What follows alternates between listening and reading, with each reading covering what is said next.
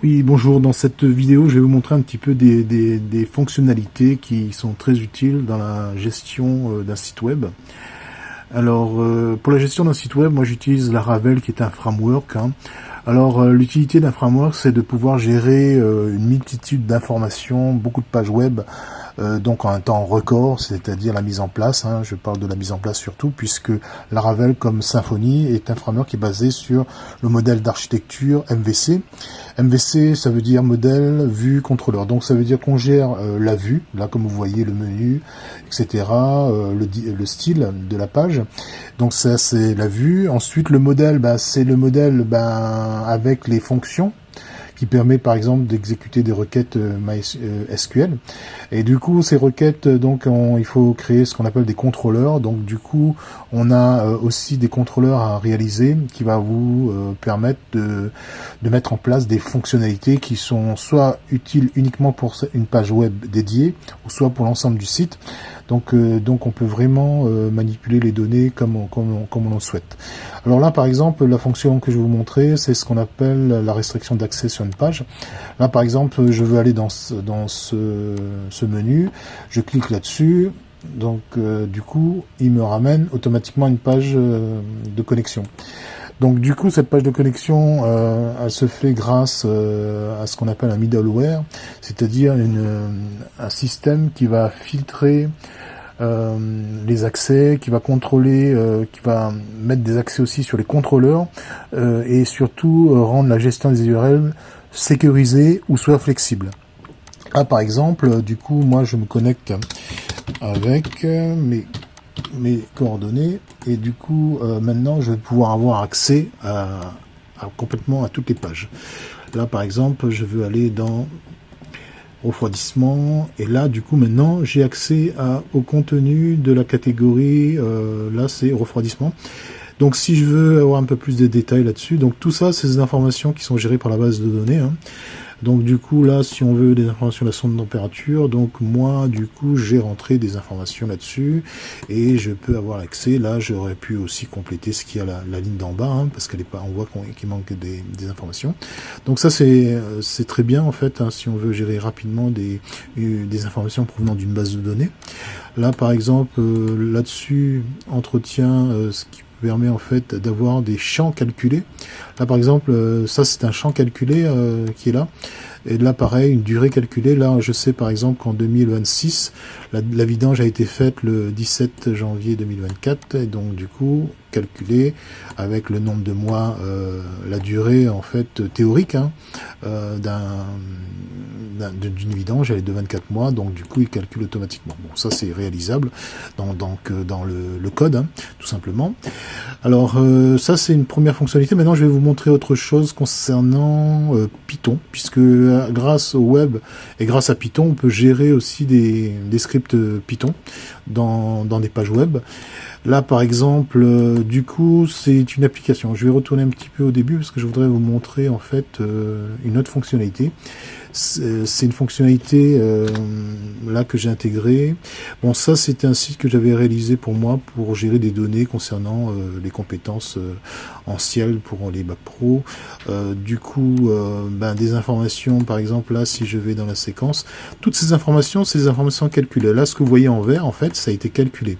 On sait par exemple que en première, voilà, donc les 3 premières semaines. En fait, on peut les représenter, donc ces informations qui sont stockées dans des tables, et donc les tables vous donnent en cascade des informations, etc., etc.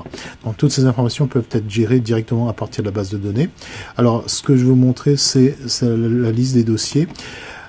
Alors, Flask, en fait, c'est une application qui vous permet, en fait, de gérer des API en Python.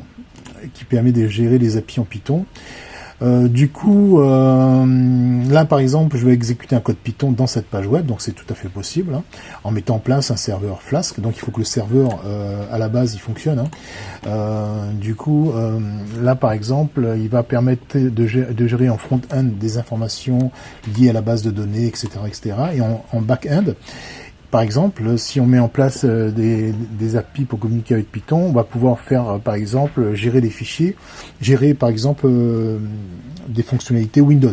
Par exemple, aller dans un répertoire et voir le contenu. Donc là, du coup, là pour l'exemple, je vais prendre l'exemple d'un dossier que moi j'ai personnellement, qui concerne, bon, mais là c'est mes peintures à moi. Donc du coup, je rentre. Alors il faut rentrer ici, par exemple, un nom pour le fichier CSV qui va générer. À ce moment-là, on va exécuter le code Python. Alors, normalement, il faut un peu de temps parce que j'ai énormément de choses dans ce dossier-là. Donc, j'envoie les données à la base de données et normalement, il affiche... voilà. Bon, là, les liens, pour l'exemple, ne fonctionnent pas parce que j'ai dû faire une modification dans le code, mais normalement, quand on clique dessus, on a l'image qui s'affiche ici. Donc, du coup, voilà, il vous a répertorié, en fait, le contenu du dossier peinture perso. Donc, il vous affiche ça dans 3 colonnes avec le nom du fichier, le chemin du fichier. Et du coup, par exemple, maintenant, si j'avais à ouvrir un fichier PDF, il l'ouvrirait également. Hein, donc là, j'ai pas d'exemple pour le fichier PDF, mais il peut vous ouvrir un fichier PDF en cliquant sur le lien. Mais là, pour l'exemple, pour la démonstration, ça ne fonctionne pas. Maintenant, ce que je veux faire ici, c'est d'aller dans un répertoire. Et là, j'utilise ce qu'on appelle une fonctionnalité qui va réagir avec Windows. Parce que pour aller dans un répertoire, il faut rajouter du code bien spécifique qui n'est pas gérable forcément par tous les navigateurs. Là, il n'y a que Chrome qui fonctionne avec ça. Et donc, du coup, par exemple, si je veux aller dans ce dossier-là, donc je clique dessus. Voilà, donc maintenant le lien est enregistré et maintenant, là tout à l'heure c'était pas en surbrillance, maintenant ça l'est. Donc j'applique là-dessus. Voilà, donc il vous dit que le répertoire est ouvert. Normalement, le répertoire s'affiche et on a bien. Alors, hop, voilà. Donc, le lien sur lequel je viens de cliquer, c'est ce lien-là. Donc, en fait, c'est ça. Et il vous a bien ouvert, en fait, il a bien communiqué avec Windows et il vous a ouvert une fenêtre de l'explorateur, donc avec un autre répertoire. Voilà, donc c'est ce que je veux vous montrer, en fait, comment exécuter du code Python dans une page web.